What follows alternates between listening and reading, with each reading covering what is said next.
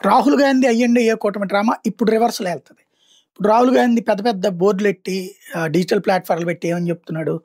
150 ఓట్లున్నాయి. ఇంట్లో 80 ఓట్లున్నాయి. 100 ఓట్లున్నాయి. అందులో ఆ ఇళ్ళకి సంబంధించిన లెక్క, అలాగే సింగిల్ డోర్ నంబర్ మీద ఎందుకుంటుందంటే, ఆ చుట్టుపక్కలంతా లేబర్ ఉన్నప్పుడు, వాళ్ళకి డోర్ నంబర్ లేనప్పుడు, ఆ పక్కనున్న ఏ డోర్ నంబర్ ఉంటదో, ఆ డోర్ నంబర్ ఆధారంగా వీళ్ళందరికి గూడా ఓటిస్తారు. ఓటుకది కీలకం అన్నది ఇంతకుముందు గూడా చాలా సార్లు చెప్పుకున్నాం. అయితే అది తెలియదో, తెలిసి కూడా నాటకం ఆడుతున్నాడు రాహుల్ గాంధీ పదే పదే ప్రొజెక్ట్ చేస్తాడు. ఇప్పుడు బానే ఉంది. ఇవాళ తమిళనాడులో ఒకే డోర్ నంబర్ మీద 177 ఓట్లున్నాయి. ఇప్పుడు దాన్నేం జేస్తారు? తీసేయమంటాడా? ఇప్పుడు ఎస్ఐఆర్ సర్ కేటగిరీ కింద అది ఉంచుతారు. ఇప్పుడు మరి అక్కడున్నది స్టాలినే. తీసేయమంటాడా? ఆ పక్కనున్న బస్తీ వాసులందరి నంబరు, ఆ పక్కన ఉన్నటువంటి డోర్ నంబర్ ఆధారంగా ఉంది.